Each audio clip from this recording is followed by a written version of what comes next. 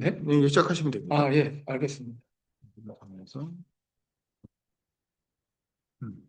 이게 화살표로. 자, 오늘 할 거는요, 공무단인권인데, 네, 일단 이쪽은 이제 행정부, 흔히 말해서, 와 관련된 그거요. 그리고 이제 특히 이제 우리가 살면서 많이 부딪히는 관료주의 문제에 대한 이야기를 할 건데, 한국의 이제 관료주의에 대한 문제는 여러분들이 이제 몸으로 체감을 하시겠지만, 다른 나라도 그런지, 그또 실질적으로 어떤 해결책들이 있는지를 같이 이제 공부를 해보려고 그래서 제가 조사한 걸 같이 이제 공부를 하는 시간입니다.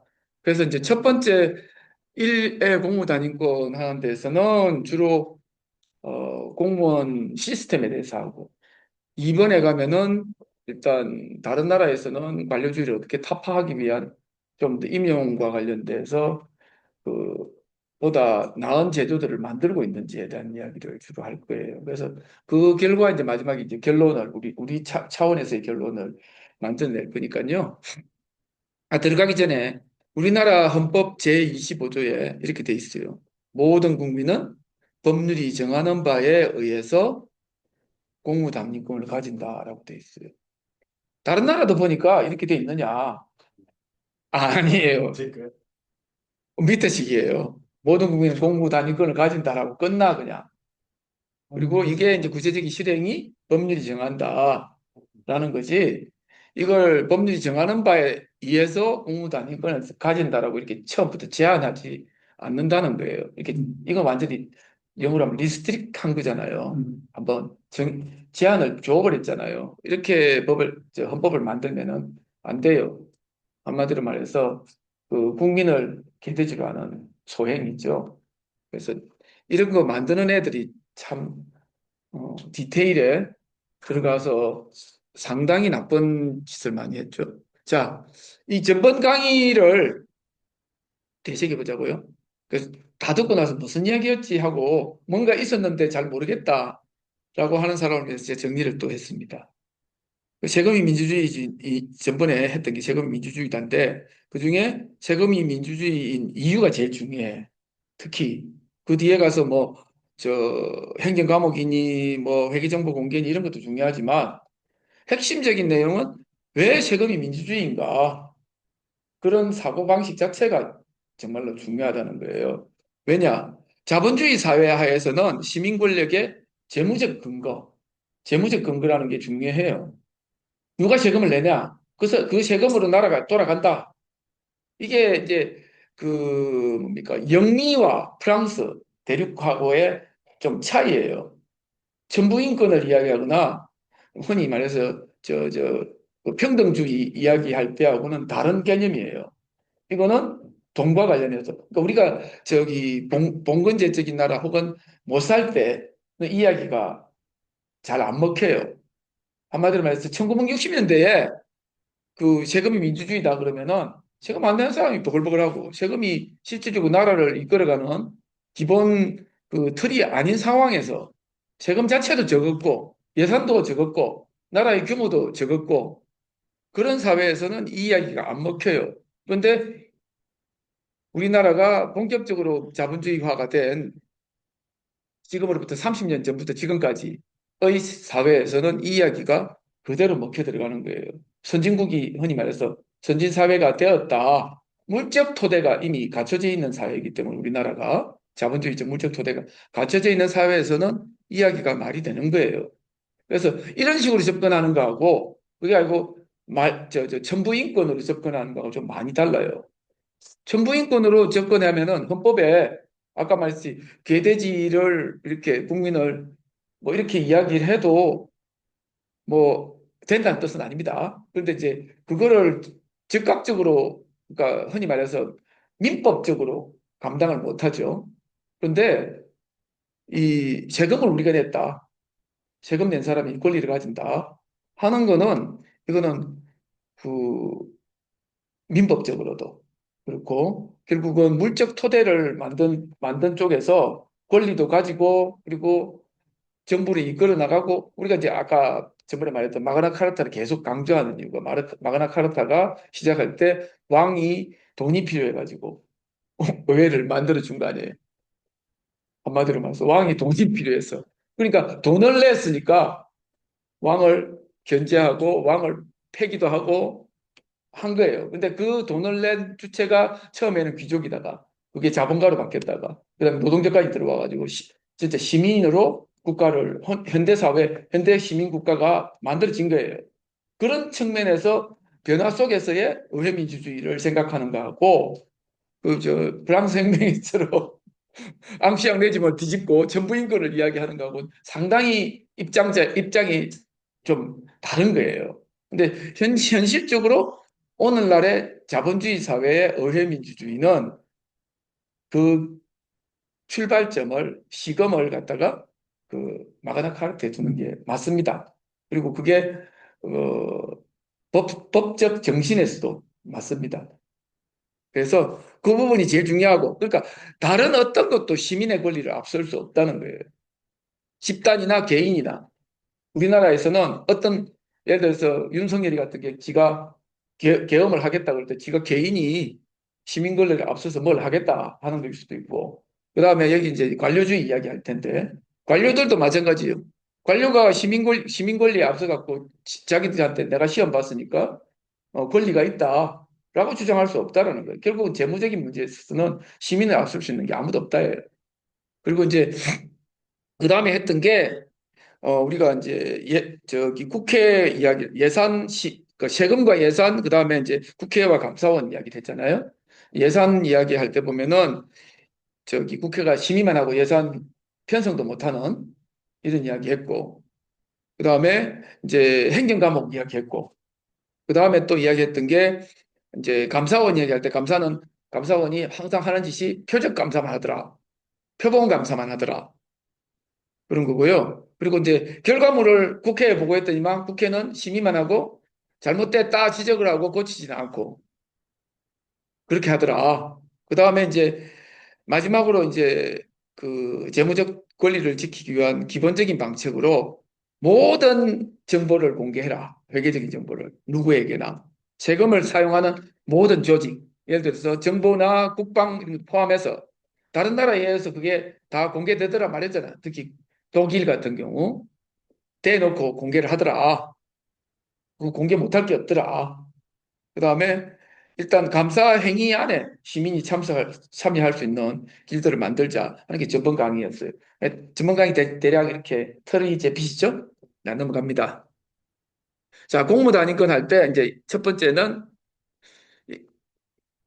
폰트가 바뀌니까 칸이 바뀌어버렸네. 원래는 한 줄에 나오는 게. 그래서 일단 이제 공무단위권 1에서는 기본적으로 요걸 할 거예요. 세계 각국의 공무원이 어떻게 선발되는가 시스템, 그다음에 한국의 공무원은 어떻게 있는가, 그다음에 특히 이제 마지막으로 고위공무원단은 어떤가 이 세 가지를 일단 이야기할 거예요.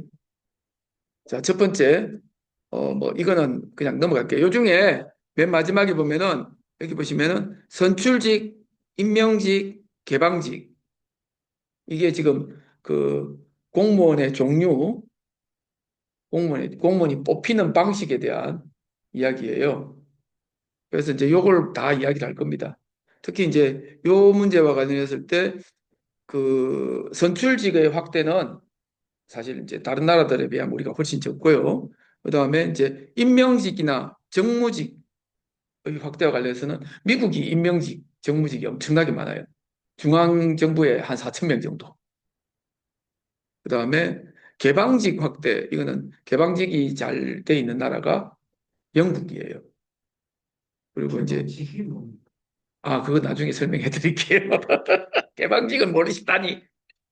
예, 자, 다 넘어갈게요. 자, 각국의 공무원 시스템, 이거는 이제 드라프트하게 만들어 봤어요. 그 미국 같은 경우는 전체, 이건 이제 PDF로 드렸으니까 이게 있을 겁니다. 여기 보면은 미국이 이 숫자는 뭐 예를 들면 그러니까 우체국 직원 같은 경우가 뭐 공무원으로 돼 있다. 그럼 그런 숫자 들어갈 수도 있고 막 그렇기 때문에 숫자 자체는 조금 복잡해요. 그런데 어쨌든 중앙 공무원 숫자는 무조건 하고 맞아요. 근데 또 이것도 문제가 있는 게 독일하고 예를 들면 영국 같은 경우는 좀 성격이 좀 다르다는 거예요. 예를 들면 독일은 지방 분권화가 많이 돼 있는 반면에 영국은 상대적으로 적다. 뭐 이러면은 중앙 공무원이 적을 거 아닙니까? 독일이. 그래서 그런 것도 있으니까 감안해서 보자. 영국은 더 적네.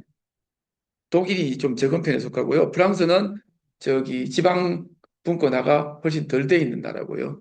그리고 일본은 저기 여기에 국공 관련 부분들을 완전히 다 날려버려 갖고 우리나라보다 적어요. 58만 명밖에 안 된다 그러죠. 우리 얼마인지 아세요? 우리 129만, 130만 정도 돼요. 중앙 공무원만. 그 안에는 군대 관련이나 이런 거 다 빼고 그리고 심지어는 사법도 뺐을 거예요. 그리고 이제 미국이 2,200만인데 이게 취업자 대비 비율 보면 대략 비슷하죠. 공공부문의 취업이 15%에서 20% 정도 돼요. 엄청나게 고용을 하고 있는 겁니다. 그 자체가. 예산이 우리가 몇 프로라고 그랬습니까? 36%, 37%잖아요. 일단 공공이 하고 있는. 그러니까 이 15%, 18%, 20%라는 게 결코 꼭 많다고 말할 수도 없는 게 여기 안에는 그까지 포함되어 있어요. 복지 분야, 노인복지나 이런 것들이 다 포함되어 있거든요. 복지 서비스. 그 부분은 계속 커질 거예요. 복지 서비스 분야는. 자, 이거는 뭐 참고해서 보시고. 자, 독일부터 한번 볼게요. 독일은 뭐 다른 거 볼 필요 없고 제가 줄 거난 거. 독일은 두 개로 나눠지는데 평생 공무원하고 계약직 공무원 나눠지는데 기본적으로 저기 40%만 평생 고용이고 나머지는 계약직이다 돼 있는데 그 중에 계약직 말고 평생직 중에 지금 문제가 되는 게 그 여기 보시면 이게 잘려갖고 안 보이네. 제일 중요한 게 밑에 있는데 맨 밑에 있는 게 뭐냐면은 그 PDF 열어보세요, 여러분도. 나오는 게 정무직이 나와 있어요. 독일의 정무직이 몇 명이라고 나와 있나요? 뭐 PDF 한번 열어보세요.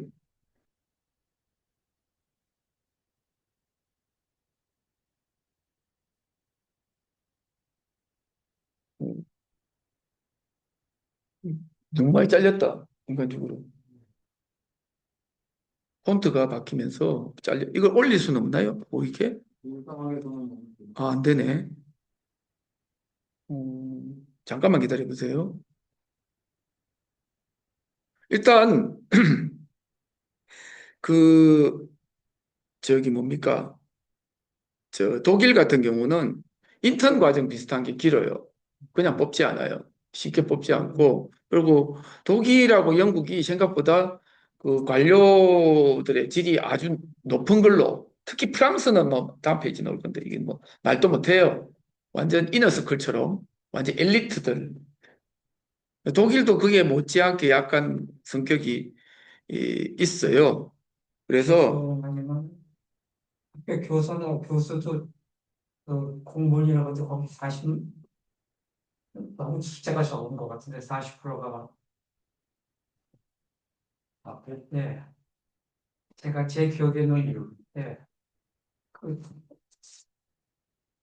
일단 여기 나와 있는 상위 직급이라고 직급에 따른 채용 중에 최고 직급 같은 경우는 대학원 졸업하고 2, 3년 전문 훈련도 하고 국가 시험도 보고 그다음에 영구 임명은 보통 24세 이후에 프로베이션 기간 후에 부여한 그러니까 턱걸이 배리어가 아주 높아요. 우리나라 식으로 하면 5급 이상 공무원이 되려면은 상당히 이 배리어를 높여갖고 이렇게 되는 걸로 되어 있고요. 그리고 승급도 그렇게 쉽지가 않아요. 독일 같은 경우.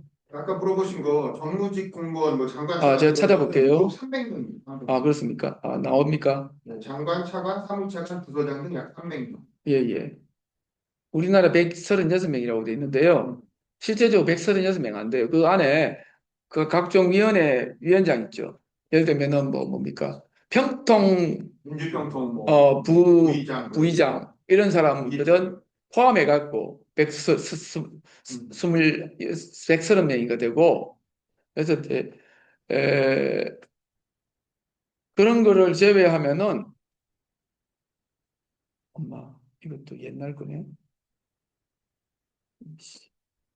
마음에 안 드네. 일단 보자. 잠깐만요. 독일은 400명. 예, 넘어갈게요. 네. 빨리빨리 하자.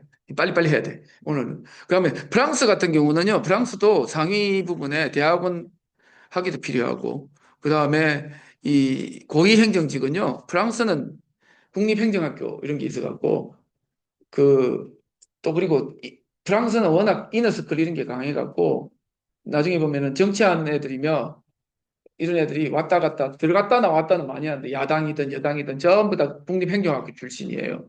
그래서 들락날락해도 결국은 거물이고 걔들이 걔들이에요. 그래서 아무나 정치를 할 수 있는 것도 아니고 그래서 나름 자기들끼리는 엄청나게 실력이 좋다고들 이야기를 해요. 엘리트라고 하는 사람들이 프랑스는 이제 어떻게 보면은 그게 이제 프랑스 혁명 전통이라고 이야기를 하는데 걔들끼리만 해요. 그런데 이제 그래도 객관적인 거는 확실히 있습니다. 그리고 이제 특히 중요한 게 정무직은 고위직 일부에서 정치 임명을 하는데 이게 그 장관이 임명을 하고 정무직은 장관이 임명하고 정권 교체가 되면 날아간다예요. 이게 이제 흔히 말해서 실국장을 얘기해요. 우리나라도 실국장이 이제 문제. 항상 저기 미국도 실국장, 우리나라도 실국장이 문제인데 실국장이 이제 이렇게 됩니다. 그 다음에 영국은 보겠습니다. 영국은 심지어 실국장조차도 그 개방직으로 뽑아요. 저기 임명을 거의 안 해요. 영국이 묘하게도 임명직이 거의 없어요. 그리고 그 공공임명은 별도 위원회가 감독하는데 이것도 여기 보시면은 영국은 저기 정치 보좌관 약 100명, 장관 보좌관만 정무직이고 나머지는 정무직이 없다는 거예요. 실국장을 정무직으로 안 한다는 거예요. 그게 전부 다 그 저기 개방직이나 아니면 어쨌든 뽑혀서 올라오는 게 있어요. 나중에 영국의 개방직에 대해서 따로 이제 다뤄놨으니까 보자고요. 영국은 그 공무원 뽑는 시스템이 복잡하지만 아주 잘 돼 있어요. 객관적이고. 그래서 지금 뭐 그다음에 이제 미국입니다. 미국은 연방 공무원 했을 때 세 가지로 나눠진다. 경쟁 서비스 여기 보면은 미국은 경쟁 서비스, 예외 서비스, 고위 공무원단 있는데 여기 이제 경쟁 서비스가 이렇게 뽑힙니다 하는데 이게 우리가 별로 보고 싶은 데가 아니고 제일 중요한 거는 SES라고 하는 고위 공무원단 어떻게 뽑을까 하는 거거든요. 미국에서. 미국은 고위 공무원단 중에 일부는 정무직이고 대부분은 그 내부 승진이에요. 근데 그 일부가 실국장이에요. 그러니까 고위공무원단 중에서 제일 중요한 게 1, 2급이에요. 거의 1급이 제일 중요하죠. 실국장이 중요하죠. 나머지는 뭐 내부적으로 올라오더라도 문제가 안 되는데 1, 2급만 컨트롤이 되면은 사실은 하도 문제가 될 게 없어요. 여기 보면은 이제 표로 설명해 놨잖아요. 시스템 유형상 역량을 제일 많이 따지는 나라가 영국이고 그다음 외부 진입이 미국은 들락날락 엄청나게 해요. 아까 실국장까지 포함해갖고 왜냐하면 정권 바뀌면은 후라락 나갔다가 정권 또 바뀌면 또 들어왔다가 그런 거. 예, 민주당 아까 4천 명이라고 그랬잖아. 네. 그중에 한 2, 300명 이상이 실국장이에요. 들락날락해요.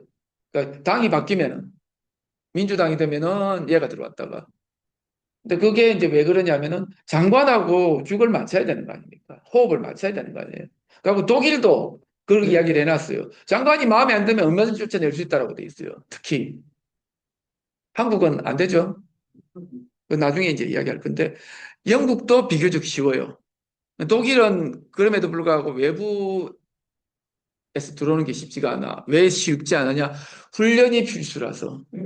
평소 그리고 평소 훈련이 필수라서 자격 조건 자체에 들어가기 위한 노력들을 많이 해야 된다라고 돼 있어요. 그리고 정무직이 아까 여기 보시면은 그 미국은 4천 명, 영국은 1,000명, 100명, 독일은 300명 이렇게 돼 있어요. 일단 요거는 나중에 이제 한 번 더 이야기하겠습니다. 자, 이제 우리 한국 이야기 해보자고. 한국은 어떨까? 한국은요,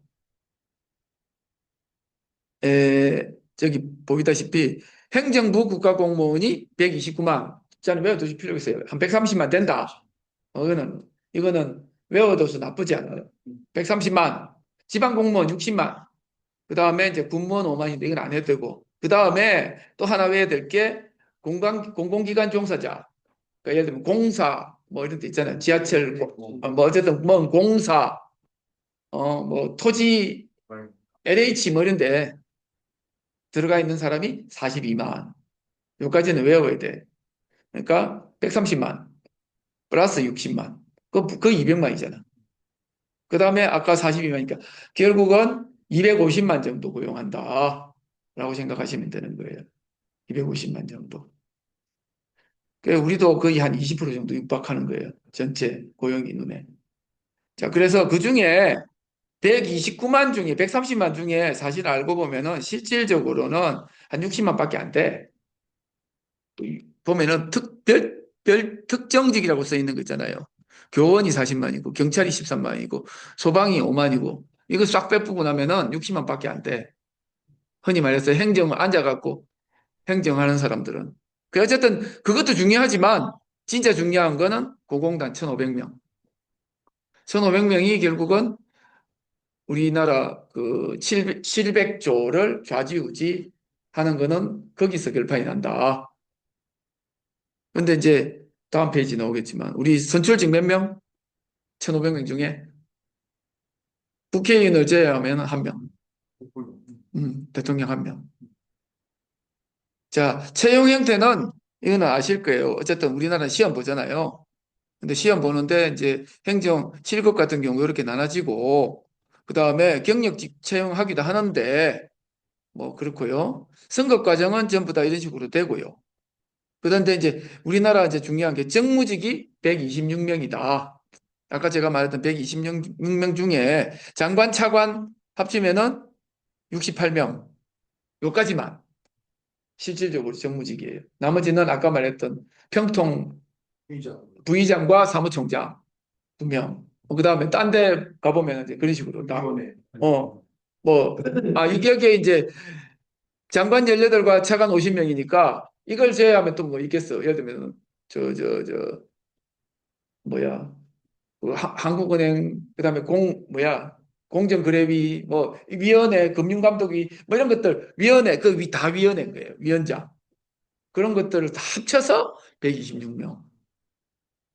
그리고 차관도 거의 내부 승진이에요. 그러니까 차관까지도 거의 일반 그러니까, 이렇게 침을 못 묻히죠. 장관이 뽑는 게 아니잖아요. 그리고 밑에서 올라오는 거를 못 막죠. 거의 막을 수 없고. 그건 나중에 이제 또 이야기해보자고요. 더 황당한 이야기 또 옵니다. 어쨌든, 뭐, 이렇고요. 그다음 공공기관 종사자. 공공기관이 우리나라 몇 개? 331개. 그러니까 한 330개 된다. 이것도 외워둘 필요가 있어. 그러면은 2명씩 뽑죠? 보통? 사장하고 감사. 그러면은 660개의 일자리가 생기죠? 요거를 현실적으로 임명을 하죠. 웃기지도 않게 이걸 임명하고 잡았었어. 영국은 이거 임명 안 해요. 요건 완전히 민간한테 아예 다 넘겨요. 근데 도리어 아까 실국장을 뽑아야 되는데 실국장은 손을 못 대. 아까 차관도 손을 못 댄다 그랬잖아. 그리고 엉뚱한 데 가가지고 국가 운영과는 상관없는 어떻게 상관이 적은 여기 가갖고 손을 대고 있어. 이건 내 거야 그러고 내가 아는 사람을 넣어야 되겠어. 참 이상한 이야기죠. 그래서 이렇습니다. 그건 알고 계시고. 자, 넘어갈게요. 그 다음에 이제 지방공무원 60만이야. 여기도 어쨌든 요즘에 사회복지가 많이 늘어가지고 사회복지가 이제 지방공무원에 가면 사회복지가 직접 거기에 이제 다 배당이 되거든요. 그거 빼고 나면은 생각보다 적어요. 특히 우리나라가 다른 나라에 비해서 지방직이 생각보다 적어요. 많이 적어요. 다른 나라 보면은 지방직이 중앙직보다 더 많은 게 대부분이에요. 우리나라는 반도 안 되잖아요. 그게 왜 그렇게 적은가? 좀 따져봐야 되겠어요. 자, 넘어갈게요. 자, 이제 공기업에 대한 이야기를 하는데 이거는 그냥 참고 삼아 보시고 여기 공기업이 그 장도 문제지만 전 직원의 관행이 더 문제가 돼요. 이거를 장이 들어가고 그 조직 자체를 장악을 못해. 그 똑같이 아까 내부 승진 이야기를 하는 거하고 똑같은 상황이야. 여기도. 거기도 장이 들어가고 거기 그 조직의 실국장을 지가 임명한다든지 뒤집어 엎은다든지 하면 되는데 손도 못 대. 내부에서 올라오는 거를. 대표적인 데가 예를 들면 허그 같은 HUG, HF 같은 이 재무적 기관. 걔들은 국토부 산하인데도 불구하고 지네들은 뭐 금융위 산하인 줄 금융위보다 더 해요. 그래갖고 국토부 말을 안 들어. 그래서 어쨌든 그런 조직 같은 경우는 그 사장이 뭐라 해도 담당자가 코방구를 깨요. 규정이 이렇게 돼 있는데요. 규정 고치면 되잖아. 근데 그런 식이에요. 그래서 이제 이게 사실 공기업의 그 단순하게 민주화가 아니라 감사가 제대로 일단 감사 역할을 하고 활동 안에서의 그 승진에 대한 부분과 관련해서 여기도 마찬가지로 실장 위에 1급이든 2급이든 3급이든 이 부분들을 그 임명할 수 있도록 이런 식으로 바꿔야 될 필요가 있는 거예요. 인사위원회 자체에 대한 규정들을 바꿔서 그래서 공기업에 대한 인사 규정들이나 이런 것들을 잘 만들어 가지고 이것들도 내부 물갈이가 돼야 됩니다. 안 그러면은 이게 실질적으로 자기들 이익을 위해서 쫓아다니면서 결국은 국민을 억압해요. 얘들도 결국은 국민 돈으로 먹고 사는 애들인데 국민을 억압하는 일이죠. 저희는 HUG한테 너무 많이 당해가지고 그리고 요번에 웃기지도 않게 금감원에서 갑자기 우리가 이제 삼성에 칩을 하는데 갑자기 은행에다가 누구야 우리 세입자가 융자를 받으려면은 전세 융자를 받으려면은 계약서에 뜬금없이 갑자기 중개사가 끼어야 된다는 거야. 지금 중개사 안 끼고 직거래하는 것들이 일반화되고 많이 하고 있거든요. 근데 갑자기 그 금감원에서 그걸 하라고 지시를 했다는 거야. 완전 뜬금없는 그 지시죠. 근데 은행은 그걸 안 지킬 수가 없어요. 그래서 어쩔 수 없이 우리가 계약 다 해놓고 저기 저 중개사를 돈 주고 끼웠어요. 근데 이런 황당한 일들을 규제나 이상한 일들을 해내는 게 로비를 했다. 그렇죠. 중개사 로비가 들어갔을 것 같고 그 핑계는 이제 그 이재명 정권에서 지금 전세 사기에 대해서 뭐 민감하다. 그래서 한번 저 중개사가 한번 거쳐서 이렇게 해야 된다. 그건 핑계지요. 요새는 다 이거 끼고 한 거네요. 맞아요. 이거 하고 상관없는 거예요. 자, 넘어갈게요. 자, 이제 우리가 궁금해하는 고위공무원단을 한번 봅시다. 고위공무원단이 2006년에 시작을 했어요. 잘 안 봅니까? 왜 이게 안 나와요? 여기는 안 뜨는데 그쪽은 뜨네. 알겠습니다. 자, 넘어가. 다시 와서. 자, 고위공무원단 2006년에 있었는데 여러분들 고위공무원단이라는 거에 대해서 저는 이거 공부하기 전에 잘 몰랐어요. 저도 솔직히 고위공무원단이라고 해가지고 그걸 따로 운영을 하고 있다. 따로 관리하고 있다 하는 거를 최근에 알았어요. 1급에서 3급까지. 일단 기본적으로 고위직은 여기 보면 계급 대신에 고위공무원단으로 통합 관리합니다. 그래서 국가공무원법 제2조 2에 일단 고위공무원단이란 직무의 곤란성? 책임도가 높은 고위공무원단 직위에 임용되어 재직 중이거나 휴직, 파견 등으로 인사관리되고 있는 일반직 공무원, 별정직 공무원, 특정직 공무원 이건네. 의 군을 말한다. 그래서 이게 구체적으로는 중앙행정기관의 실국장 및 그에 상당하는 직위라고 되어 있는데 실국장은 당연히 들어오고 실국장 밑에도 들어와요. 3급까지이기 때문에. 근데 현실적으로 들어가 보면은요, 지금 이게 인사규정이 대통령령으로 돼 있어요.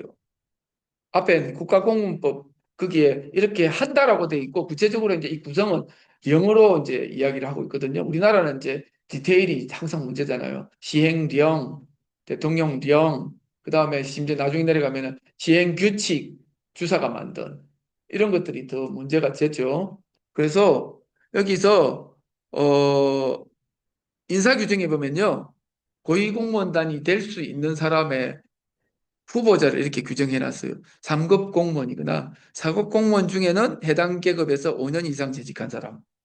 그러니까 일단 3급 공무원이어야 돼요. 아닌 사람 중에서는 4급 공무원으로 5년 이상 재직한 사람. 그 다음에 연구관, 지도관 7년 이상. 이렇게 돼 있기 때문에 현실적으로는 3급 공무원은 요 안에서 다른 데로 가기가 쉬워요. 이게 또 개방직에도 그대로 적용돼요. 자, 그 다음에 이렇게 하다 보니까 일반 공무원 중에서 1,500명에서 1,800명 정도 되고요. 여기에 사법 쪽은 포함을 안 시켜놨어요.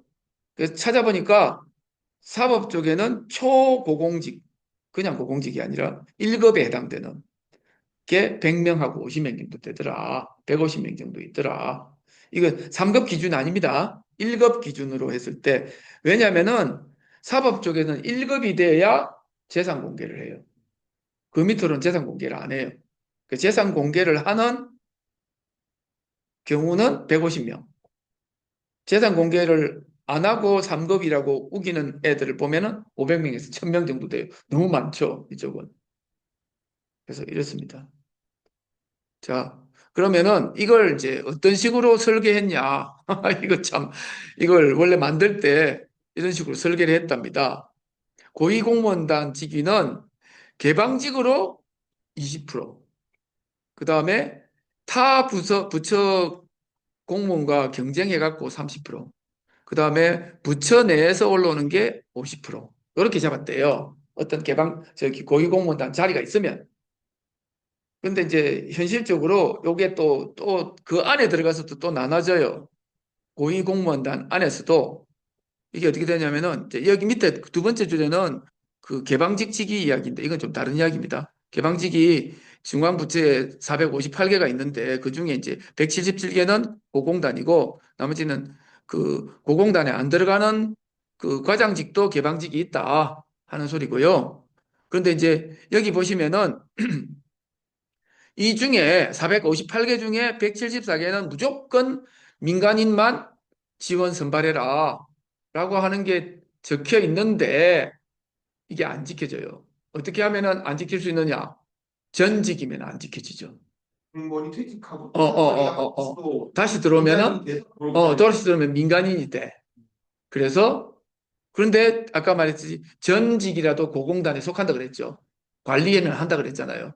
고공단이 다시 고공단에 들어오는 경우 거의 쉽게 들어와. 근데 일반인은 한국은 배리어가 많아. 그 다음에 보시면은 일단 현실적으로 여기 쭉 읽어보시면은 최근 상황에서 고위공무원당의 20%가 이렇게 돼 있음에도 불구하고 그 개방직으로 하라고 돼 있음에도 불구하고 실제로는 그게 안 되더라. 잘 안 지켜지더라 하는 얘기가 나오는데 이것보다 더 정확하게 이제 다음 페이지 보면 알아요. 요거 이제 보시면은 그렇게 되는구나 하는 걸 확실히 알 수 있어. 제가 그 숫자로 보니까 미국이나 뭐 우리나라나 개방직에 대해서 뭐 외부인이 들어오는 숫자가 되게 비슷해 보이는 거예요. 이럴 리가 없는데 하고 역시 질문을 잘해야 되는 거예요. 탁 물었죠. 뭐라 물었느냐? 그럼 기재부하고 국토부는 어떻게 되니? 하고 물었어. 너무 노골적으로 물었더니 막 답을 해줘요. 기재부 국토부는 외부 수혈이 없어. 답이 그래요. 지금 외부 수혈이 없다. 여기는 기재부는 3% 내지 5%에 불과하다고 되어 있는데 이것도요. 실질적으로 아까 말했던 실국장은 빵프로예요. 실국장은 빵프로고요. 국토부도 똑같아요. 일단 그 예를 들면 여기 보면은 안전실장, 철도 안전정책과 이런 거는 전문 지식이 필요하잖아요. 이런 거는 개방직으로 뽑아. 이런 거는. 그런데 아까 흔히 말해서 실국장 이런 거는 무조건 내부에서 승진. 특히 심한 데가 기재부, 모피아라는 동네하고 국세청 뭐 이런 데 있잖아요. 이거는 100% 내부 승진이에요. 그리고 지네들끼리 뭐 이번에 누가 된다 뭐 이렇게 다 정해져 있고 줄도 있고 뭐 난리가 아닙니다. 거기 가보면은 모피아가 뭐 달리 모피아가 아닙니다. 여기 보면은 저것들끼리는 이유가 돼 있어. 그 검사 못지않아요. 여기도 선후배 간 기수 문화가 강력히 존재하고 있고 기수 문화. 무슨 말인지 아시겠죠? 국세청 같은데, 기재부 같은 데가, 한국은행, 뭐 이런 데가 뭐 있고, 정책의 연속성을 이유로 해가지고, 외부 전문가가 정책 결정 과정에 하지 못하도록 아예 막아놔요. 지네들끼리. 그리고 이제 얘들은, 거기 있던 애들은 밖에 이제 끝나고 나면 다른 개방직에 무혈 입성을 하는 거죠. 각종 그 국공 진해縄張리에 있는 조직들이 많아요. 기재부는 다른 부서의 처방도 좋아요. 그럼요. 우선 저기 특히 많아요. 특히 기재부가 이제 처방으로 막 그래 이제 기재부에서 산자부는 가도 산자부에서 기재부를 못 오죠. 기재부에서 중기부 가는 거 쉬워. 예를 들면 돈을 갖고 가니까 맞아. 기재부에서 중기부로 가면은 돈줄이 돼요. 그 사람이 참 나오고 기간 차가지고. 그리고 처음에 중기부 같은 데는 새로 만들면은요 예산을 짤 줄 몰라. 그래서 기재부에서 가야 돼. 그리고 가면은 걔가 또 탑 클래스를 만들고 지 주변에 서클을 만들어내요. 왜냐하면 중기부는 중기청에서 시작했기 때문에 그야말로 하찮죠. 솔직히 말하면. 흔히 말해서 뭐, 그, 이것도 있잖아요. 행시를 보면은 줄이 쫙 서지 않습니까? 1등부터 뭐 100등까지 어디 가고 우리나라는 그래요. 서열 문화가 끝내줍니다. 왜 그런 것들을 깨려면 어찌 되느냐. 나중에 그 이제 나오니까 그건 차차 이야기하고요. 그런 방형 등지를 만든 건데 개방 안 한다 그랬잖아요. 지들이 들어가면서 하는 거. 아니 특히 여기도 개방형 20% 하라 그랬잖아요. 실국장도 안 해. 절대로 실국장 자리는 안 내줘요. 그러니까 차관은 헛가다가 저기 뽑히기도 해. 내리 찍기도 하는데 그것도 거의 안 내주죠.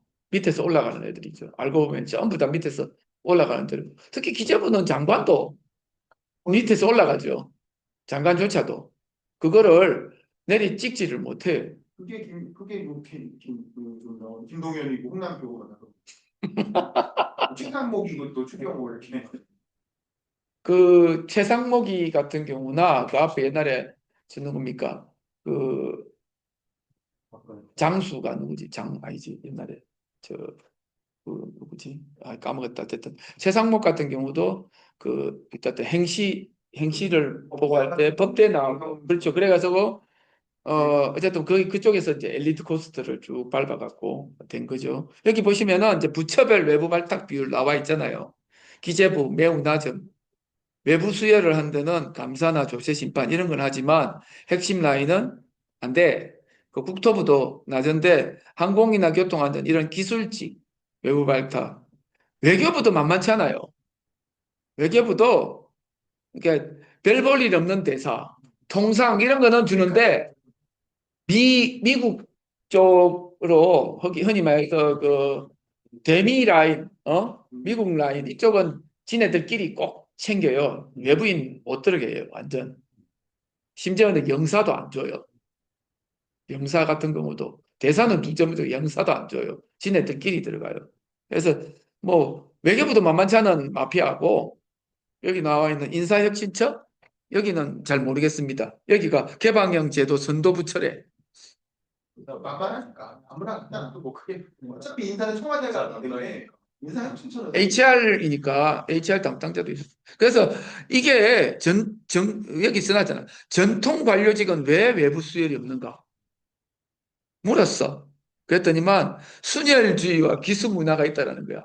기수 문화라는 것 자체부터가 문제가 되는 거야. 경찰도 마찬가지고.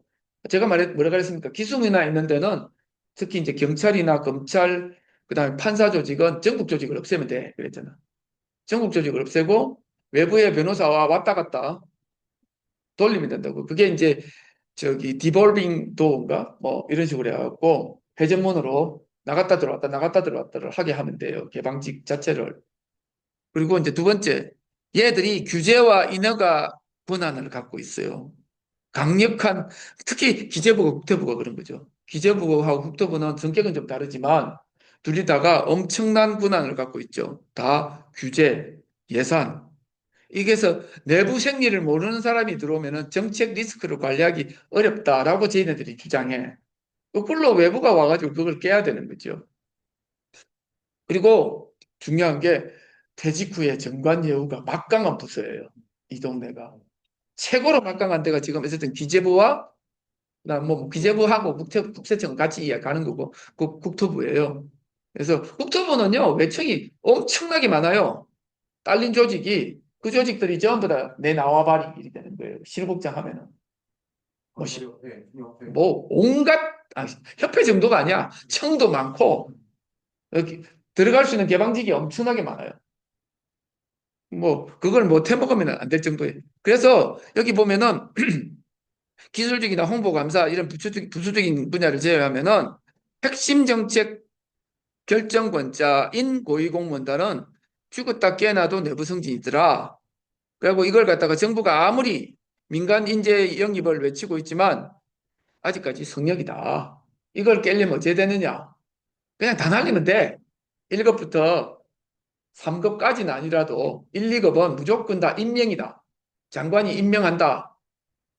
당 바뀌면은 A가 했다가 그 다음에 B가 했다가 뭐 또 당 바뀌면 다시 B가 해도 상관없도록 그거라도 해놔야지. 그래도 그 장관한테 충성이라도 할 거 아닙니까? 지금 장관한테 충성이 나발이고 없어요. 장관이 우습게 보여. 실국장쯤 되면은요, 그 자기가 핸들하는 예산 자체가 엄청납니다. 몇 조 단위를 핸들해요. 자기한테 오는 것도 있어요, 그 중에. 그거는 여기서 이야기하면 안 되지. 그거는 여기 아까 말했잖아. 규제와 예산권을 가진다 그랬잖아. 규제와 예산권. 내가 청렴하다라고 해도 안 먹어도 내가 끝나고 정관 예우로만 가도 대단한 돈이 생겨요. 그거는 합법적이야. 내가 나쁜 짓을 안 해도 나 뒷돈 안 먹어도 아까 말 정관 예우로 가서 정관 예우로 가면은 심지어는 그것뿐만 아니고 뭐 김현장 같은 데 취직할 수도 있어. 그뿐만 아니고 그러니까 공무원 말고 사기업에 가도 사회이사뿐만 아니라 뭐 아까 말했던 김현장 같은 데 취직하면은 아예 연봉이 10억, 20억 이렇게 들어온다니까. 한덕수가 그랬잖아요. 그렇기 때문에 잠깐 나갔다가 또 들어오고 또 들어오고 하는 거예요. 이게 한국은 그래. 자, 관료주의를 깨려면 어찌해야 되느냐? 일단 관료주의는 현대민주주의 사회에서 가장 큰 적으로 지적돼요. 한국이 관료주의가 박정희 때는 박정희 때나 전두환 때는 아무 문제 없었던 게 도리어 그때는 임명직이 군발이들 임명직을 많이 내렸어요. 정무직도 많이 내리고. 거꾸로 그렇죠? 그렇잖아요. 위에서 정무직이나 정책 핸들하는 거는 군발이들을 많이 내렸어, 도리어. 그래서 웃긴 거는 그때는 도리어 고공단의 횡포가 도리어 적었을 수도 있다라는 거야. 그건 아니고. 아니. 그리고 또 한 가지는 그때는 예산 규모도 작고 그래도 나라의 사이즈도 작고 그랬던 거예요. 근데 우리나라 지금 관료직이 문제되는 건 나라도 커지고 돈도 많아지고 그런데 위에서 옥상옥으로 있던 놈들이 다 사라지고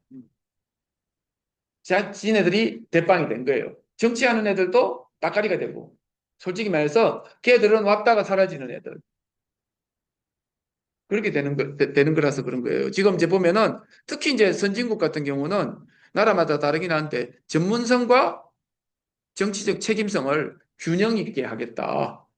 전문성이란 건 뭐예요? 내부 승진이나 이런 거하고 연결이 되든지 아니면 전문가를 개방직으로 뽑든지 이런 이야기. 두 가지가 좀 다르긴 하지만 그런 이야기고 정치적 책임성은 임명직이나 선출직이에요.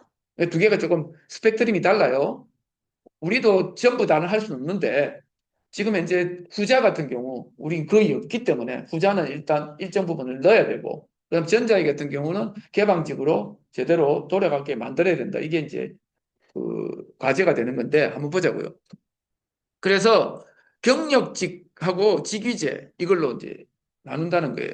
경력직은 그 이제 내부에서 올라가는 거. 직위제는 그 외부 채용이든 아니면은 임명을 하든. 그래서 여기서 이게 이제 그 국가마다 스펙트럼이 좀 달라요. 특히 영미 쪽은 개방형을 많이, 그 다음에 그 독일이나 프랑스, 일본 같은 경우는 경력제를 많이 원용을 한다. 한국은 경력제 중에서도 아주 폐쇄적으로 하고 있습니다. 그래서 일단 여기도 보면은 그런 이야기를 해놨어요. 정치 임명을 통해서 관료를 통제합니다. 우리는 그걸 못하고 있잖아요. 이거는 모든 나라에서 그렇게 해요. 이거는. 그러니까 지금 정치가 관료를 통제를 못하는 정말 바보 같은 나라가 되고 있죠. 정당에서 국민에 의해서 뽑힌 선출직이 지금 관료를 통제를 못하는 상황. 이거는 나라가 반풍이라는 거죠. 이건 아주 심각한 겁니다. 그러니까 실국장 정도까지를 반드시 임명직으로 바꿔야 되는 거예요. 그 정도는. 그 단순히 아까 장관이며 기재부 같은 경우는 장관부터 시작해서 차관까지 전부 다 밑에서 올라오는 모피아가 좌지우지하는 이런 상황이 아니고 심지어는 1급 실국장까지는 전부 다 임명을 해가지고 장관이 같이 자기 한 팀을 만들어서 움직일 수 있도록 이렇게 만들어야 돼. 지금은요, 국회의원을 하나 넣어도 장관 비서관 한 사람 뽑는 거, 보좌관 한 사람 뽑는 거 말고는 손도 못 대요. 거기서 보면 장관이 너무 빨리 자주 바뀌는데 독일은 10몇 년, 뭐 20년 한 장관도 있는데 아이, 그거는 독일은 있잖아요. 일단 장관 자체하고 수사하고 둘이 뭐 맞먹잖아요. 왜냐, 둘 다 같이 국회의원이고 당 내에서 장관이 아무나 되는 것도 아니고 장관 자체가 자기 영역을 갖고 있잖아요. 이미 자기 당 내에서. 그렇게 자주 바뀌었고 전문성이 없을 것 같은데.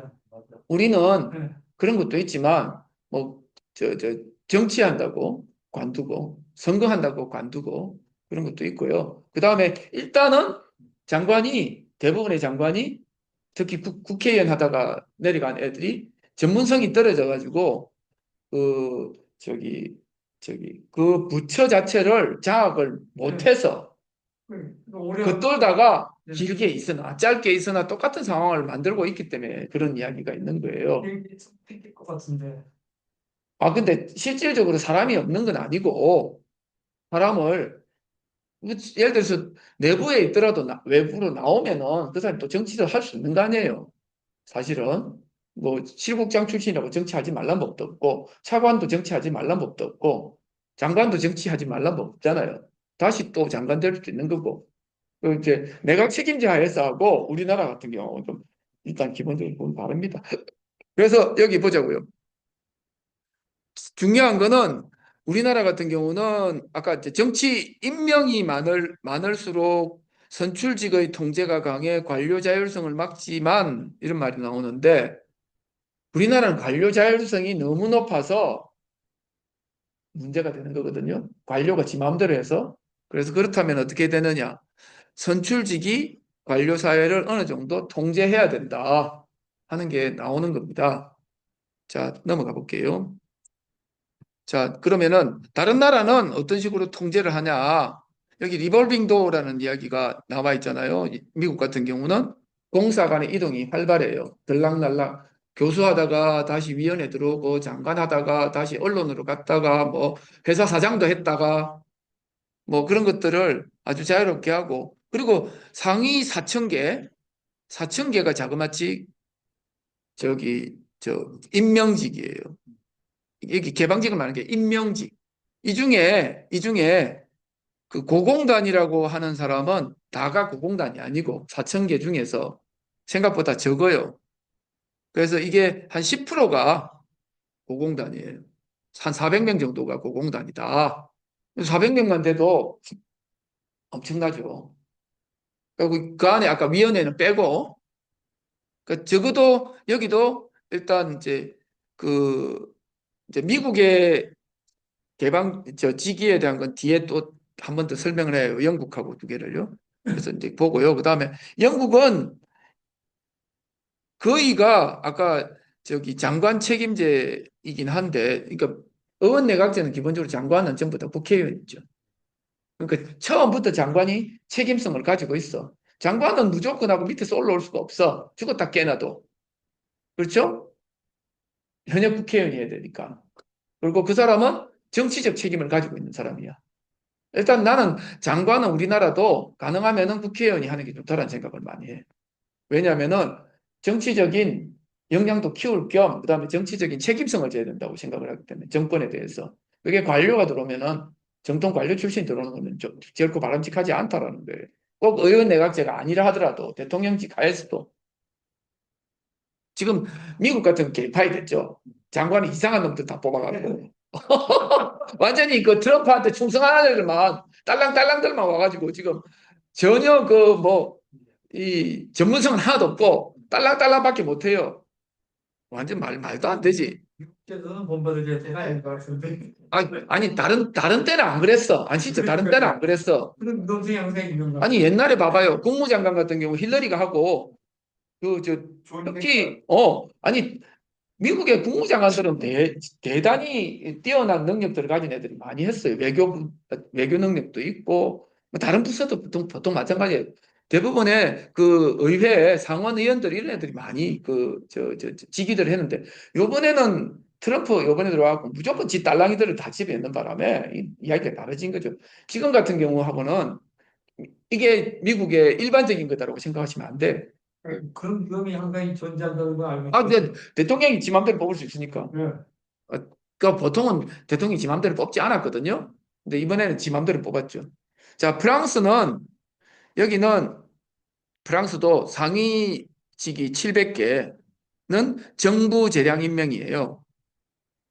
이게 이제 왔다 갔다 하지만 외부 경력자를 많이 뽑기도 하지만 어쨌든 상위직위는 정부 재량 임명이다.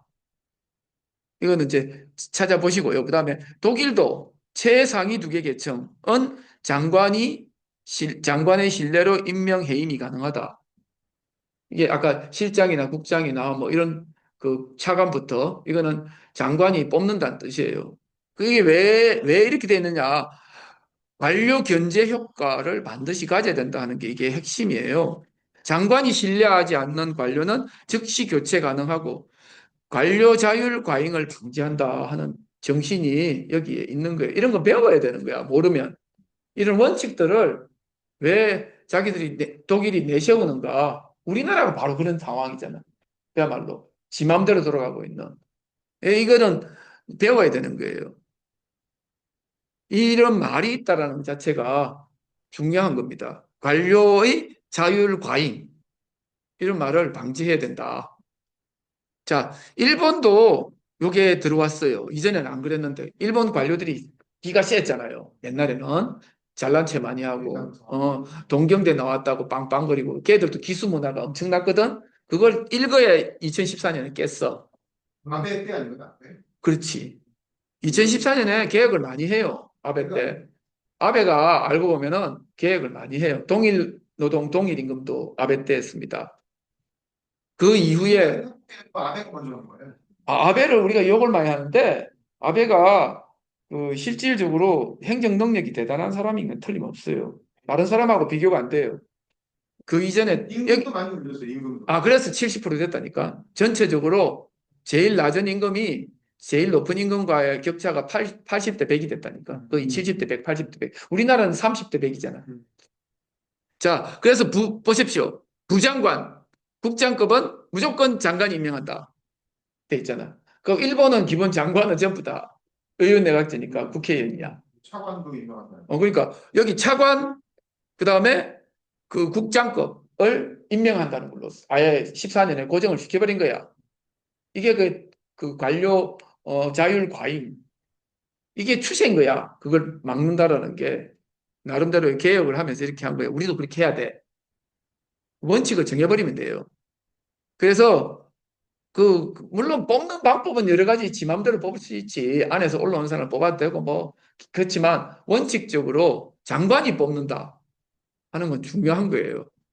자, 그 다음에, 자, 여기 비교 요약 해놨잖아요. 요거는 보시고. 공통 목표가 다 그래. 능력 있는 관료를 충원하되 민주적 통제가 필요하다는 거야. 우리나라는 통제가 안 되잖아. 관료주의를 막는 방법. 능력 있는 애를 뽑자. 능력 있는 애를 뽑으려면은 내부 승리만 갖고는 능력 있는 애를 못 뽑죠. 민간한테도 개방하고 이런 것도 해야 되고. 그거다 플러스 민주적 통제가 필요하다. 이 두 가지는 서로 다른 이야기입니다. 능력 있는 애 뽑는 거는 내부와 외부 잘 돌리자는 거고, 민주적 통제는 어떻게 되느냐? 임명직. 왜냐면 정치적 책임을 가지는 사람이 고위직을 뽑아서 걔도 한꺼번에 정치적 책임을 가지도록 만드는 겁니다. 자, 넘어갈게요. 빨리빨리 넘어가지죠. 아이, 그래도 많이 했네. 자, 이제 영국의 개방직하고 미국의 임명직에 대한 이야기를 할 거예요. 영국의 개방직은, 영국은 상당히 여기 개방직에 대한, 개방직이 거의 50% 이상 되기도 해요. 개방직에 대해서 웬만한 자리는 개방직을 뽑고, 심지어는 민간 경력이 보면, 여 밑에, 제일 밑에 보면은 민간 경력이 최근 강력히 우대되는 추세입니다. 라고 했는데, 고공단 중에 신규 임용 중에 14%가 민간 출신이에요. 아예 고공단 같은 경우는 쉽지가 않잖아요. 아까도 그런 식으로 봤을 때.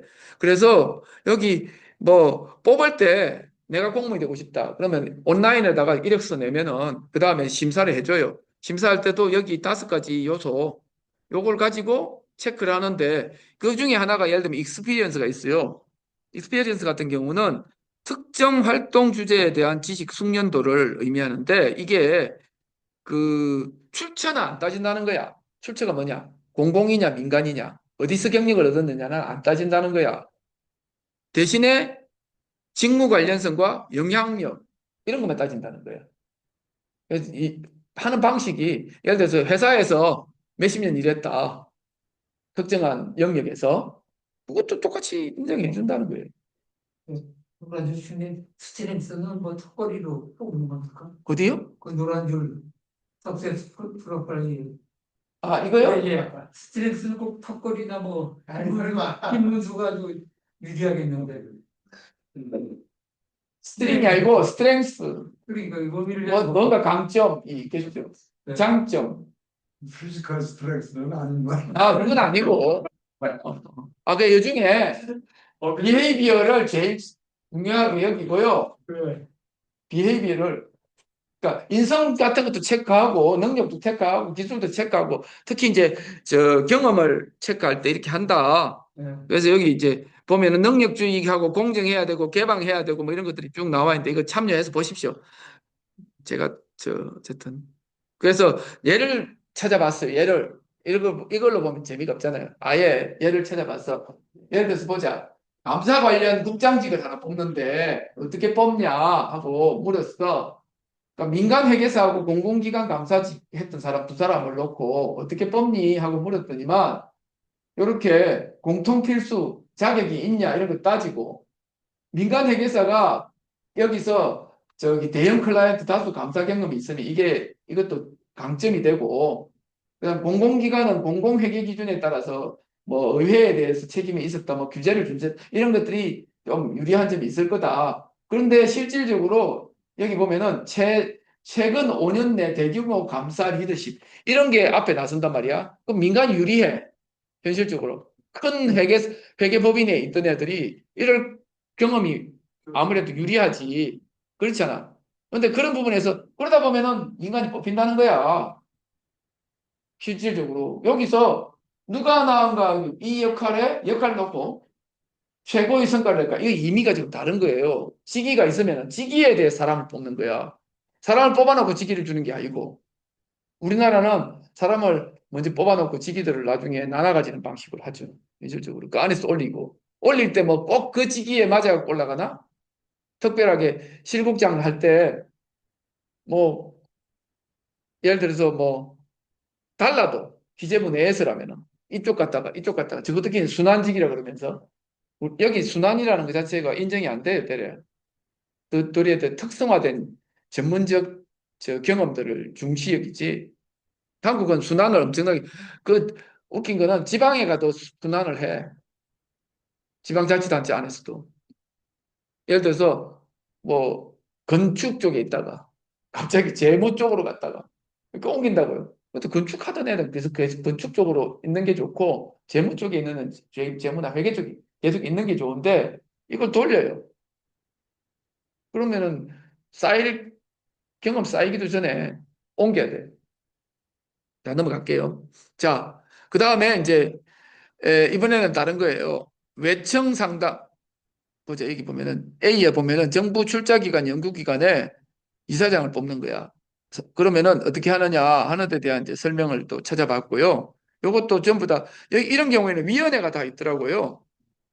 그리고 다음번에 산림청 같은데 이런 데도 그 위원장이 이제 추천하고 그 다음 페이지 그러니까 그 다음에 진흥법 기관 진흥청 이런 데도 보면은 그 체어가 그 장관한테 일단 그 추천해서 장관이 임명하는 걸로. 그리고 우리나라는 이런 데를 위에서 이제 이런 데를 주로 내리죠. 외청 같은 데를.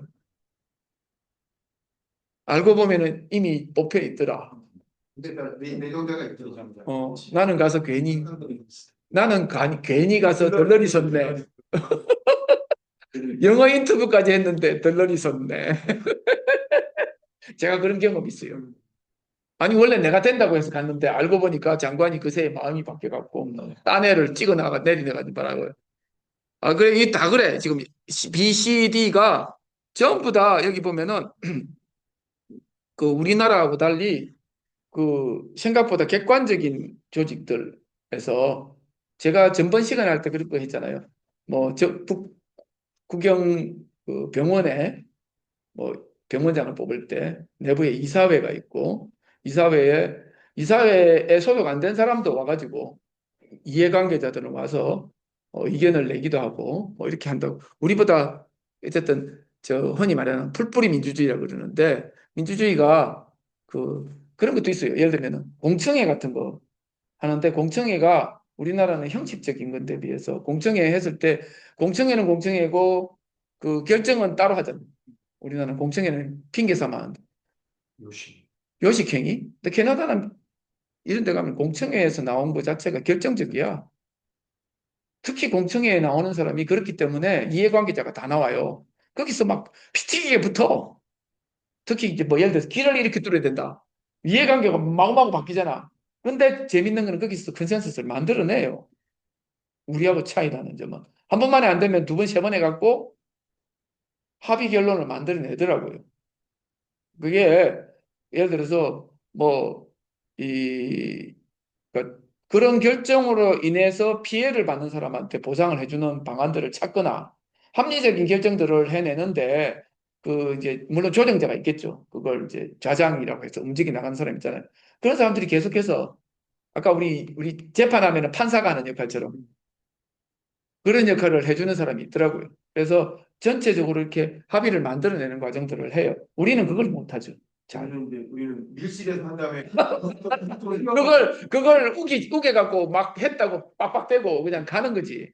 그러니 그런 훈련이 이제 안 돼 있으니까 자꾸 해야 돼요. 훈련들을. 자, 미국 한번 볼게요. 미국은 임명직이 많다 그랬잖아요. 요걸 한번 비교해 보자고. 여기 쓰나잖아.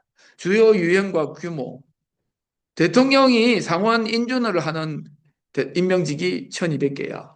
상원에 가서 인준을 받아야 되나. 대통령이 임명하지만 그리고 임명을 안 해도 되는 게, 임명을 하는데 상원 인준이 필요 없는 게 450개에서 600개 되는데, 참, AI는 잘 가르쳐 줘요, 이렇게. 그 다음에 고공단이 이 중에 한 700개 내지 800개 된다는 거야. 4,000명 중에 고공단에 해당되는 게 4,000개에서 700개에서 800개고, 그 다음에 이제 비서진, 우리는 보좌관 이런 거 있잖아. 이런 게 이제 이거는 스케줄 C라고 하는데 이거는 뭐 1200, 1500개인데 이거는 장관이든 뭐 이런 애들이 지 보좌관을 지가 뽑는 거예요. 이거는 임명도 아니고 임명은 임명이지만 이렇게 다 합쳐갖고 정치적 임명직이 4,000명이에요. 근데 이거는 정권 바뀌면 항상 바뀌죠. 그럼 네. 예. 실직하는 경우에 뭐 아까 같이 아이, 지가 알아서 아까 리볼빙 도어라고 했잖아요. 전문 아니에요. 그렇지 민간에 가갖고 이 자리를 또 그건 뭐 싱크탱크 같은 게 많아요. 그렇지. 학교도 들어가고 HG 대단히. 그렇지, 그렇지. 이거 그다음에 대학 언론에도 가고 공간 예우 받는 경우는 중간 예우도 받을 수 있지. 중간 예우까지. 못할 거 뭐 있어? 그럼 뭐 아까 펀드에 들어갈 수도 있는 거고, 로펌에 들어갈 수도 있는 거고, 지능력이지 뭐. 근데 그거는 안 뭐라 해요. 네. 진짜 해볼 만한 것 같은데. 해보십시오.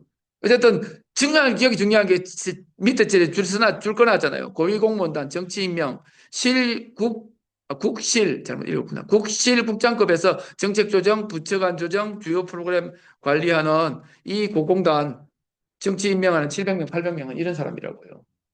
여기도 무조건 실국장은 임명이다. 자, 미국의 고공단은 8,000명 정도 돼요.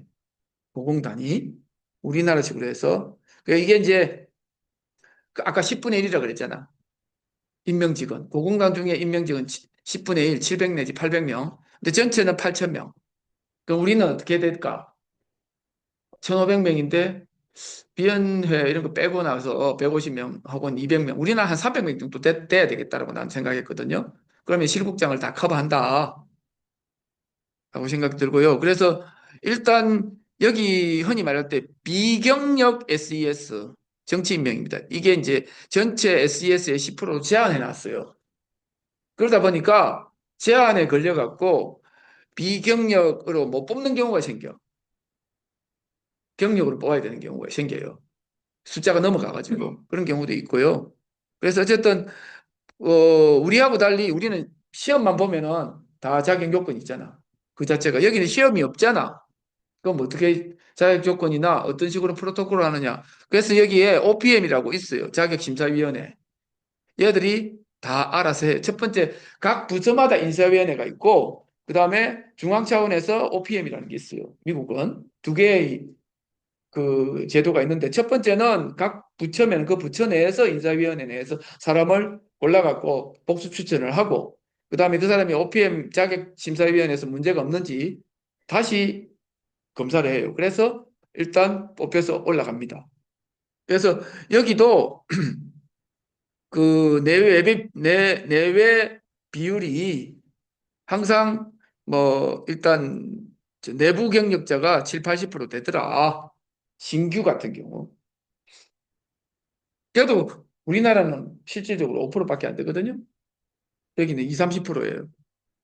자, 그다음에 그 아까 SES 중에 이제 고공단 중에 비경력자들이 여기서는 직종병을 전문가가 아니고 리더십 중심의 관리자 이런 사람이 이 일을 하게 됩니다. 그래서 여기 보시면은 부국실 단위 최고 관리자 이런 사람들이 이 사람들이 갖고 있는 게 보세요. 우리도 마찬가지지만 수천 명 규모에 대한 인사, 예산, 성과를 관리한다고요. 관리자잖아요. 근데 그 사람이 정치와 무관하냐? 정치적이에요. 항상. 그래서 그 사람은 임명이 되더라. 그리고 두 번째 정책 결정 조정 책임자. 이 사람이 규제, 보조금, 조세 집행 등 핵심 정책 영역에 대한 전략을 수집하고 부처 간 백악관과 부처하고 백악관과 말이 자꾸 샌다. 정책 조정을 하더라.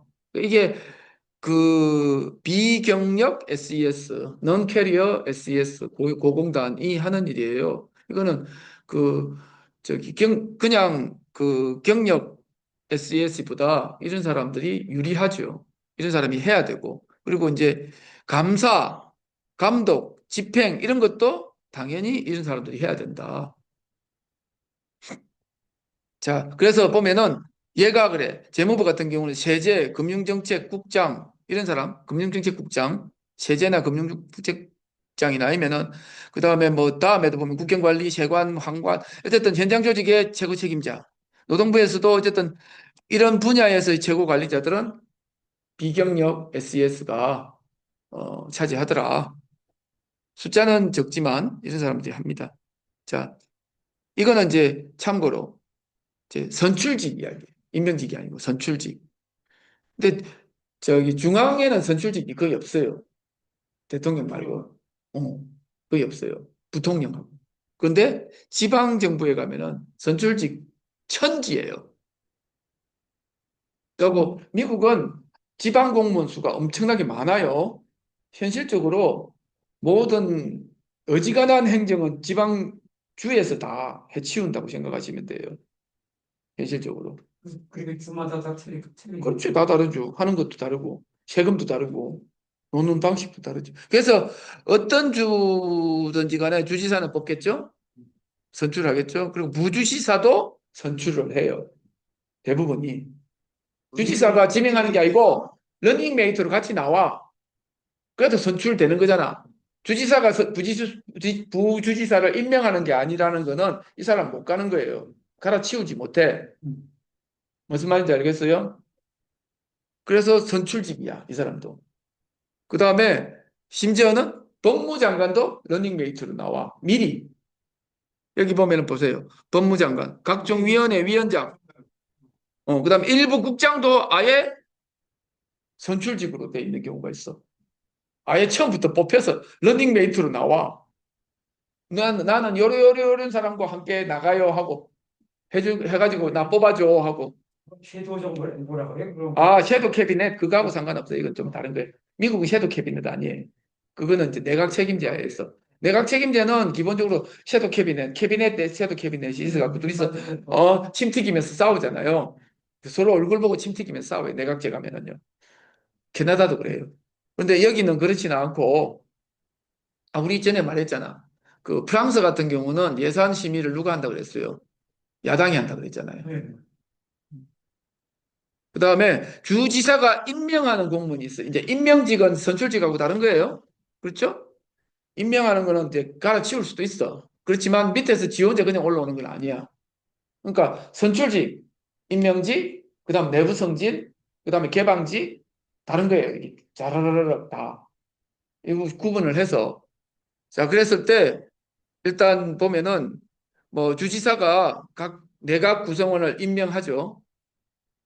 그 다음에 각 주요 위원회, 이사회 위원, 뭐 예를 들면 주립대학 이사회 이런 거, 그 다음에 공공서비스위원회, 뭐 선거관리위원회 이런 걸 갖다가 주지사가 다 임명을 해요. 심지어 주법원판사도 임명해.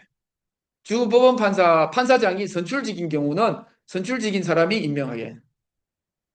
그 다음에 뭐 별걸 다 임명해요. 그 다음에 이제 이거 말고 주 밑에 있는 게 저번에 뭐라 그랬어요? 카운티라고 그랬죠. 우리나라에서 치고 나면 군과 같은 아니면 시와 같은 카운티 정부도 보면은 카운티의 타운 같은 게 되는데 카운트 위원회 위원장, 카운트 서기, 보안관, 지방검사, 재무관, 세무사, 주치안판사 이런 걸 전부 다 뽑더라. 선출직으로. 그러니까 풀뿌리에서부터는 열심히 뽑아야 돼. 뽑는 거를 일상적으로 하고 중앙은 지원자 놀더라도 여기 가면은요 미국이 정치를 잘 못한다 그러지만 알고 보면 내 생활과 관련된 거는 엄청나게 민주주의가 토착화되어 있는 거예요. 이거는 너무나도 내 생활과 같은 내 피부와 같은 거라서 항상 그렇게 하고 사는 거예요. 흔히 이제 여기서 제일 중요한 게 전번에 뭐라 했습니까? 보안관. 그 보안관이 예를 들면 주에서 경찰이 오거나 FBI가 오거나 해도 걔가 나를 막아줘야 돼. 내가 뽑은 사람이라서. 걔가 우리를 대변하고 우리가 얼마든지 가고 자를 수도 있고 그렇습니다. 그 카운티 공무원들 예. 따로따로 다 선출이 돼야 하면 아까처럼 이건 다 따로따로 선출됩니다. 따로따로 보안관 따로 뽑아요. 아니 보안관들 그 밑에 재무관, 세무사 뭐 이런 이 따로 뽑아요. 그래요? 예. 검사를 따라오는 건 진짜 재밌을 것 같은데. 미국만 검사를 따로 뽑아요. 그러니까. 판사는 많이 뽑는데 네. 검사를 뽑는 거는 미국이 유일해요. 검사를 뽑아. 그러니까 기본적으로 판사, 그 다음에 검사, 그 다음에 경찰이 각 단위별로 그 다른 단위, 그 윗 단위의 지위를 받는 게 아니라는 거예요. 전국 조직이 아니라 그랬잖아요. 그러니까 지방 카운티 정부의 판사는 주 정부의 판사한테 지휘받지 않아요. 난 몰라, 네가 뭔데 나한테 이래라 저래라 야. 나는 저 카운티 주민에게 선출된 사람인데 기본적으로 나의 권리는 나의 권한은 준 사람이 따로 있잖아요. 걔한테 지휘받을 이유가 없는 거예요. 나를 뽑아준 사람한테 충성하면 돼. 그게 핵심인 거예요. 나를 뽑아준 사람한테. 그리고 나를 뽑아준 사람이 나의 임기를 보장하고 있잖아요. 아까 선출직과 임명직의 차이가 임명직은 임명한 사람이 나의 임기를 제한하고 있고 나를 자를 수도 있잖아요. 근데 선출직은 선출할 사람이 임기를 이미 보장했잖아요. 두 개 다른 거예요. 선출직과 임명직 다르고. 네. 그 다음에 임명직과 밑에서 올라가서 내부 승진한 거하고 전혀 다른 거고 개방직도 또 다른 거고 그렇습니다. 그래서 자 이제 다 왔어요. 결론 공무단인권 우리 이제 보면 여기도 써놨잖아. 선출직, 임명직 대 내부 승진자. 그렇죠? 그 다음에 개방직, 시민직 혹은 개방직과 관료집단 이렇게 구분이 되는 거예요. 그래서 보시자고요. 우리나라 고공단 전부를 계약직화하자. 일단 계약직이란 뭐냐? 매년마다 계약 갱신해야 되잖아. 밑에서 그냥 자동으로 올라오는 게 아니고 3급이 됐다 하면은 무조건 일단 1년 단위, 2년 단위, 1년 단위 아니고 2년 단위일 수도 있고 5년 단위일 수도 있죠. 계약직을 작성을 할 때. 그래서 그러니까 나 그냥 가만히 있으면 다음 올라가가 아니고 이제 그 직책만 가지고 뽑힌다라는 뜻이에요. 계약직이라는 거는 그 자리를 놓고 뽑아갖고 집어연 거지 내부 승진하고는 의미가 다른 거예요. 내부 승진은 가만 앉아 있으면은 뭐 안에서 인사규정 잘 타고 이렇게 쫙 올라가면은 뭐 몇 급까지 해 장관까지 되고 뭐 이런 게 아니고 여기를 어떻게 합니까? 예? 공채. 공채는 공채. 우리나라는 지금 5급 공무원 공채가 있잖아요. 네. 근데 그거에 대한 뭐 일단 그까지 없애자 하면 이제 이야기가 커지니까 그대로 유지하면서 아니 그거는 나중에 예를 들어서 아까 영국 같은 경우나 미국 같은 경우는 그런 거 없이 그냥 직위에 대해서 그냥 뽑거든요. 수시 모집이에요. 그렇죠. 딴 데는 다 네.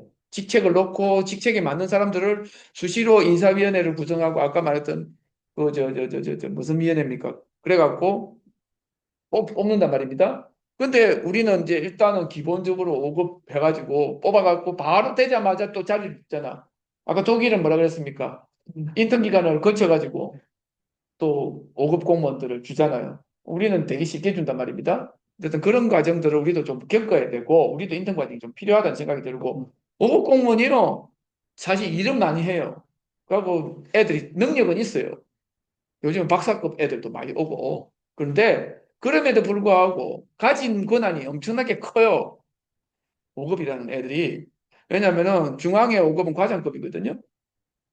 근데 걔들이 아니구나. 과장이 아니구나. 저기 지방이 5급이 과장이고 일단 이제 과장 되기 전에 근데 이제 걔들이 실질적으로 핸들하는 예산이 크거든요. 그러니까 4급이 되면 과장이잖아요. 근데 4급 과장들이 중앙에서 가지는 예산이 지방 공무원하고 비교가 안 되고 중앙이 가지는 것들 다 하는 일이 보통 이제 중앙부처의 과장들은 장관한테 직접 리포팅을 해요. 그리고 장관이 일이 있으면은 그 분야별로 나눠가지고 서류를 작성해가지고 올리라 그러면 그 정도 능력들이 다 나와요. 부서부서마다. 과가 맡은 일들이 독보적으로 크거든요. 다들. 그래서 그 과장을 절대적으로 무시할 수가 없는 게 엄청난 파워들을 갖고 있어요. 근데 이제 예를 들어서 3급까지 올라가는 그러니까 5급 시험이라는 게 너무 세다는 생각이 많이 들고요. 차라리 저기 9급도 없애고 아예 7급 하나로 통일을 하는 게 어떠냐 하는 생각도 사실 들어요. 내부적으로 그 5급이 되기 전에는 뭐 저기 자격고시를 한번 보든 아니면 교육을 그 행정학교 같은 거 우리도 만들어 갖고 그걸 거치게 하든 뭐 이런 것들은 필요한데 뭐 지금 현재 제가 그 부분에 대한 거를 그 개혁하자 하는 거는 좀 이야기가 다른 것 같아서 임용 과정 처음 최초 임용 과정에 대한 것까지 다루면은 복잡하니까 그것보다 어차피 중요한 거는 제가 말씀드리고 싶은 거는 선출직이냐 임명직이냐 그다음에 개방직이냐 이런 것 특히 임명직에 대한 문제 고공단에 대한 문제 이런 걸 우리나라 관료주의 이 부분만 흑파를 해도 그 효과들을 많이 볼 수 있다. 특히 이제 아까 제가 말씀드린 게 첫 번째가 이제 고공단 전부 다를 계약직을 하자. 계약직은 자리를 놓고 사람을 일단 뽑아 들어가는 방식이니까, 그리고 임기가 있는 거예요. 아예 이미 계약직이 된다는 소리는 정년퇴직했다는 뜻이에요. 그렇죠? 정년퇴직하고 그때부터 이제 새로 고공단에 들어오는 순간 정년퇴직하고 자리에 어플라이 해갖고 당첨된 거야. 그런 거고, 그 다음에 실국장 내부 승진이라도 뭐 그런 방식으로 하고, 실국장 등이 우리나라 한 300명 정도 되는 것 같아. 그런 경우는 무조건 이걸 정무직으로, 임명직으로 바꾸자는 거예요. 개편해갖고 이걸 책임성을 강조를 해야 된다. 그리고 이걸 내부 승진을 아예 막아갖고 관료주의 폐쇄를 끊어야 된다. 물론 그 관료 출신도 돼. 하지 말라는 소리하고 많이 한 게 아니라, 문제는 장관이 책임하여서, 그러니까 고공단 전부 다 중에서 300명은 장관이 책임하여서 뽑자. 나머지는 뭐 인사위원회를 통하든 내부적으로 어쨌든 뽑든 간에 상관없이 이 300명에 대한 거는 장관이 지명해서 우리 아까 앞에 나왔던 관료의 과잉 자율 통제하는 그 원칙대로 가자는 거예요. 무조건 실국장은. 그리고 이제 각종 각종 위원회 수장들 500명, 이거는 최대한 개방직화하자는 거예요. 이걸 갖다가 찍어 내려갖고 청와대에서부터 내려와 가지고 하는 거는 말이 안 되고, 이거는 무조건 이런 부분은 정치적 영향력을 최소화하고, 그리고 이런 거는 그 기업 경영들을 인정해 가지고 전문직인 사람들이 들어와서 경영을 할 수 있도록 해줘야 된다. 그리고 이제 여기는 안 써놨지만 감사직 같은 경우는 정말 그 저기 직원에 대한 감사, 직원 업무에 대한 감사를 해서 시민들한테 그 조직들을 오픈할 수 있도록 이런 역할을 해줘야 되고요. 그리고 이제 여기 이제 고공단 중에서 하위 700에서 1000은 아까 말했던 위원회 통해 가지고 공정하게 내부 승진을, 이 사람들은 계약직이지만 뭐 이렇게 할 수 있도록 해주고, 이제 여기 이제 써놨는데 현 5급 시험 이야기를 하는데, 5급 시험을 계속 유지한다면, 가능하면은 일정 유예 기간을 두고 정식 임명하자. 다른 나라에서 하는 것처럼. 아니면은 이 시험 제도 자체에 대한 전면적인 개편 같은 것도 생각할 수 있는데, 그까지는 뭐 좀 그렇고요. 그리고 이제 그래서 그 다음에 이전 이야기도 해놨잖아요. 일반 직급을 축소를 해가지고 이 1급부터 9급대 있는 거를 좀 줄여가지고 4, 5단계로 조정을 하고, 특히 9급 같은 경우는 좀 월급이 너무 적어요. 그리고 이걸 차라리 임시직이냐 단기 계약직으로 바꾸고, 지금 보면은 그 공공기관의 계약직이 엄청나게 많아요. 근데 이제 심지어는 지자체도 계약직이 많이 써요. 9급 대신에.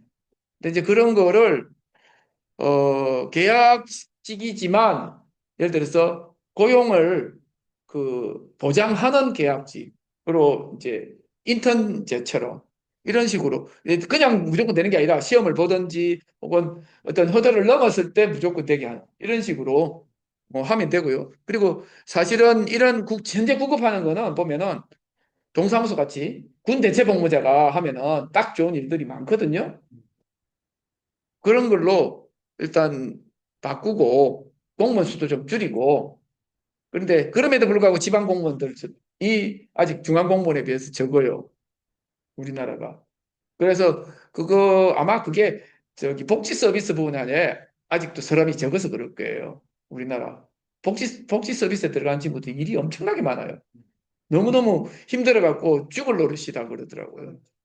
예, 예, 너무 힘들었어. 그래서 이제 일을 한 만큼 어쨌든 그 보수를 지불하고 숫자를 어쨌든 적절하게 조정하고 뭐 이런 것들은 내부적으로 이게 디테일이니까 제가 디테일을 이야기하는 것보다 우리가 오늘 이야기하는 핵심은 임명직이 내부 승진과 그 저기 대립하는 개념이잖아요. 그래서 적어도 딴 데처럼 관료들의 과잉 자율을 제한하자 하는 원칙을 세워야 되고, 그 다음에 두 번째는 개방직을 민간 경력자들이 얼마든지 들어올 수 있도록 만들자. 내가 민간직 거기를 실국장을 넣자 하는 소리는 아니잖아요. 민간직을. 그리고 일단 우리나라에는 지금 이제 지방에 가면 안 하고 있는 선출직 공무원수를 기본적으로 늘려야 된다. 이거는 뭐 특히 감사, 경찰, 판사 뭐 이런 쪽에는 선출직을 기본적으로 해야 될 것도 우리나라 안 하고 있기 때문에 해야 된다 하는 이야기고요. 그게 끝입니다. 그래서 이게 이제 결론이고 공무단임에 대한 어쨌든 시민의 권리를 이런 식으로 보장을 하자. 자, 제가 이 세 차례에 걸쳐 가지고 우리나라 그 사실은 민주주의 문제, 시민 권력에 대한 이야기를 했는데요. 하면서 보니까 뭐 저도 이제 할 때마다 공부를 더 새로 하고 더 새로 하고 많이 했어요. 근데 이제 자료들 자체를 찾으면서 좀 적합한 것도 있고 아니면 조금 방만한 것들도 있어요. 근데 일단 제가 만들어 놓은 자료 자체가 뭐 무게란 건 아니니까요. 그리고 특히 이제 아까 제가 말씀드렸던 AI한테 물어갖고 왔는데 질문을 잘못하면 엉뚱한 걸 많이 줘요. 그래서 제가 뭐 좀 이상하다 싶은 거 다시 물어봐가지고 아까처럼 기재부 이런 것들이 나온 거예요. 기재부 국토부 자료는 사실 이런 걸 물어본 사람이 거의 없을 거예요. 고공단 이런 거를 물어본 게 저도 물어보고 답 나온 거 보고 기가 안 찼어요. 이렇게 답을 얘가 해주더라고요. 그걸 뒤져가지고. 그래서 참 난감한 답이 나왔는데 이게 우리나라 현실이고요. 그래서 앞으로 이런 문제들을 서로가 잘 알고 어떻게 하면 잘 해결해 나갈 건가 하는 걸 같이 고민해 보자고요. 자, 이상입니다. 네, 그러면 지난번과 마찬가지로 현장에 계신 분들 일단 쭉 돌아가면서 소감을 들어보도록 하겠습니다. 저는 그거요.